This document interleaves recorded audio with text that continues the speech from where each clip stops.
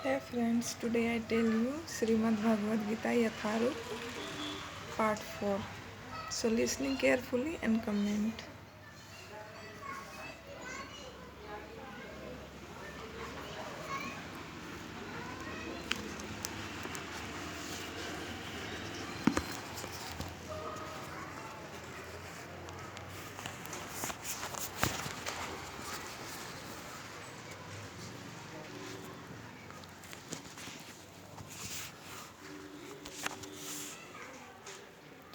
परमेश्वर तथा उनका दिव्य धाम ये दोनों ही सनातन हैं और जीव भी सनातन है। सनातन धाम में परमेश्वर तथा जीव की संयुक्त संगति ही मानव जीवन की सार्थकता है। भगवान जीवों पर अत्यंत दयालु रहते हैं क्योंकि वे उनके आत्मज हैं। भगवान कृष्ण ने भगवद गीता में घोषित किया है, सर्वयोनिषु अहम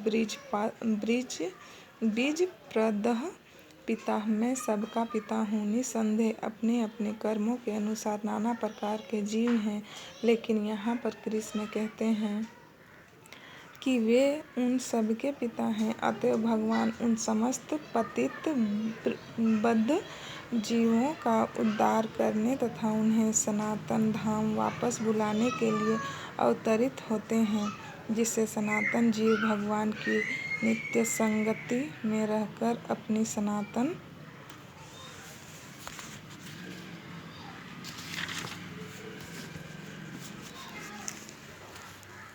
स्थिति को पुनः प्राप्त कर सकें।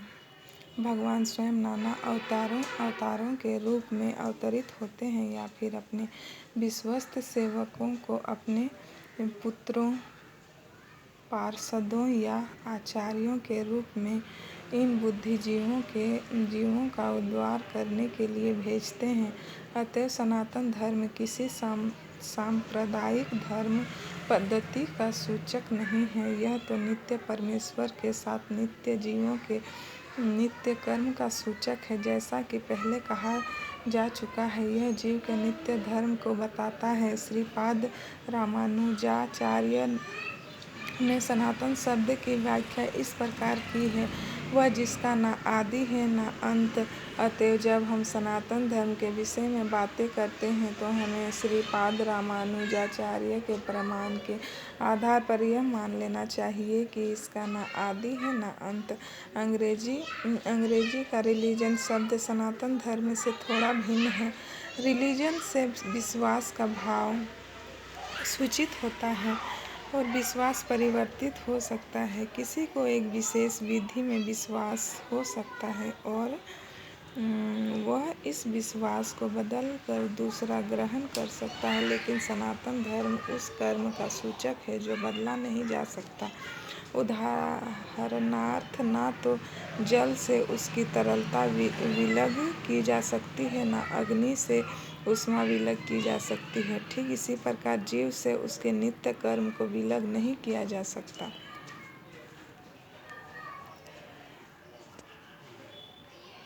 सनातन धर्म जीव का शाश्वत अंग है। अतएव जब हम सनातन धर्म के विषय में बात करते हैं तो हमें श्रीपाद रामानुजाचार्य के प्रमाण को मानना चाहिए कि उसका न तो आदि है न अंत। जिसका आदि व अंत न हो वह सांप्रदायिक नहीं हो सकता, क्योंकि उसे किसी सीमा में नहीं बांधा जा सकता। जिसका संबंध किसी संप्रदाय से होगा वे सनातन धर्म को भी सांप्रदायिक मानने की भूल करेंगे। किंतु यदि हम इस विषय पर गंभीरता से विचार करें और आधुनिक विज्ञान के प्रकाश में सोचें तो हम सहज ही देख सकते हैं कि सनातन धर्म विश्व के समस्त लोगों का ही नहीं अपितु ब्रह्मांड के समस्त जीवों का है।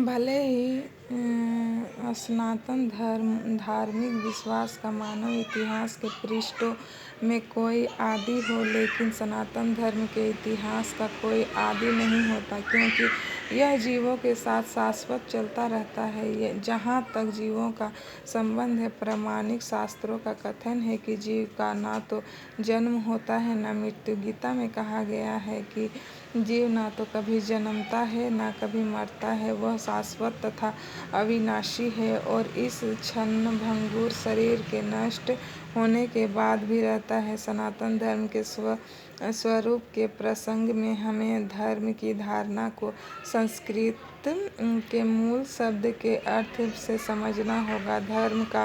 धर्म का अर्थ है जो पार्षद विशेष में सदैव रहता है। हम यह निष्कर्ष निकालते हैं कि अग्नि के साथ ऊष्मा तथा प्रकाश सदैव रहते हैं। ऊष्मा व प्रकाश के बिना अग्नि शब्द का कोई अर्थ नहीं होता। इसी प्रकार हमें जीव के उस अनिवार्य अंग को ढूंढना चाहिए जो उसका चिर सहचर है।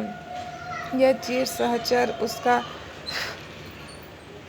शाश्वत गुण है और यह शाश्वत गुण ही उसका नित्य धर्म है। जब सनातन गोस्वामी ने श्री चैतन्य महाप्रभु से प्रत्येक जीव का स्वरूप या स्वाभाविक स्थिति भगवान की सेवा करना है,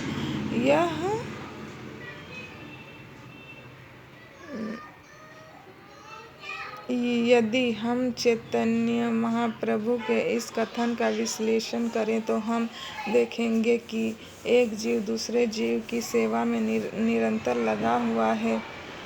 एक जीव दूसरे जीव की सेवा कई रूपों में करता है।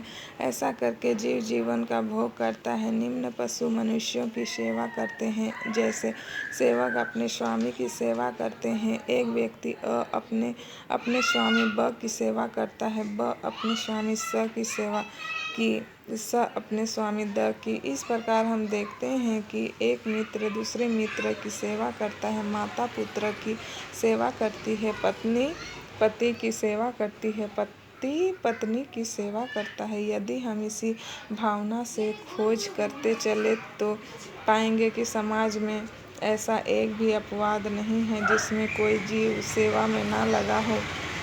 एक राजनेता जनता के समक्ष अपना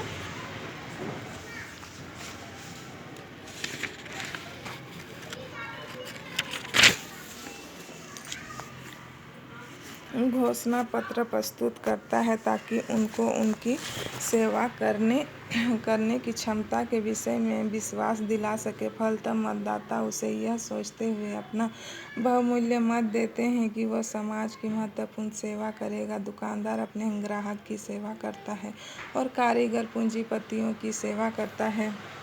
पूंजीपति अपने परिवार की सेवा करता है और परिवार शाश्वत जीव की शाश्वत सेवा क्षमता से राज्य की सेवा करता है। इस प्रकार हम देखते हैं कि कोई भी जीव अन्य जीव की सेवा करने से मुक्त नहीं है। अतएव हम यह निष्कर्ष निकाल सकते हैं कि सेवा जीव की चिर सहचरी है और सेवा करना जीव का शाश्वत धर्म है। तथापि मनुष्य काल तथा परिस्थिति विशेष के प्रसंग में एक विशिष्ट प्रकार की श्रद्धा को अंगीकार करता है और इस प्रकार वह अपने को हिंदू, मुस्लिम, ईसाई, बौद्ध या किसी अन्य संप्रदाय का मानने वाला बताता है। यह सभी उपाधियां सनातन धर्म नहीं है। एक हिंदू अपनी श्रद्धा बदल कर मुसलमान बन सकता है या एक मुसलमान अपनी श्रद्धा बदल कर हिंदू बन सकता है या कोई ईसाई अपनी श्रद्धा बदल सकता है इत्यादि। किंतु इन सभी परिस्थितियों में धार्मिक श्रद्धा में परिवर्तन होने से अन्यों की सेवा करने का शाश्वत धर्म प्रभावित नहीं होता। हिंदू, मुसलमान या ईसाई समस्त परिस्थितियों में किसी न किसी के सेवक हैं। अतएव किसी विशेष श्रद्धा को अंगीकार करना अपने सनातन धर्म को अंगीकार करना नहीं है। सेवा करना ही सनातन धर्म है। वस्तुतः भगवान के साथ हमारा संबंध सेवा का संबंध है। परमेश्वर परम भोक्ता है और हम सारे जीव उनके सेवक हैं। हम सब उनके भोग के लिए उत्पन्न किए गए हैं और यदि हम भगवान के साथ उस नित्य भोग में भाग लेते हैं तो हम सुखी बनते हैं। हम किसी अन्य प्रकार से सुखी नहीं हो सकते। स्वतंत्रता रूप से सुखी बन पाना संभव नहीं है। जिस प्रकार शरीर का कोई भी भाग उधर से सहयोग किए बिना सुखी नहीं रह सकता। परमेश्वर की दिव्य प्रेममयी सेवा किए बिना जीव सुखी नहीं हो सकता। भगवद गीता में विभिन्न देवों की पूजा या सेवा करने का अनुमोदन नहीं किया गया है। उसमें कहा गया है, कामेस्तेष्ये हृतज्ञानः प्रपद्यन्ते अन्यदेवताः तं तं नियममास्थाय प्रकृत्या नियतः स्वया।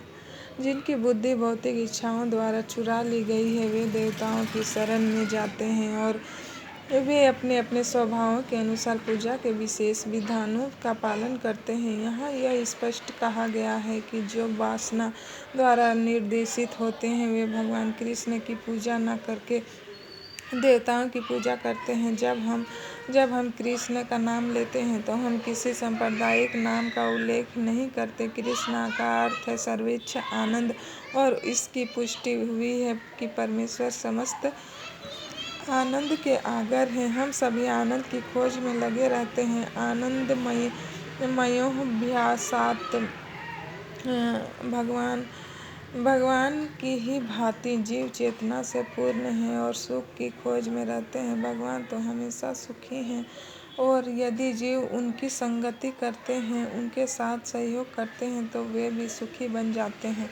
भगवान इस मर्त्य लोक में सुख से पूर्ण अपनी वृंदावन लीलाएं प्रदर्शित करने के लिए अवतरित होते हैं। अपने गोप मित्रों के साथ, अपनी गोपिका सखियों के साथ, वृंदावन के अन्य निवासियों के साथ तथा गायों के साथ उनकी लीलाएं सुख से ओतप्रोत थीं। वृंदावन की सारी जनता कृष्ण के अतिरिक्त अन्य किसी को नहीं जानती थी, परंतु भगवान कृष्ण ने अपने पिता नंद महाराज को भी इंद्रदेव की पूजा करने से निरुत्साहित किया, क्योंकि वे इस तथ्य को प्रतिष्ठित करना चाहते थे कि लोगों को किसी भी देवता की पूजा करने की आवश्यकता नहीं है। उन्हें एकमात्र परमेश्वर की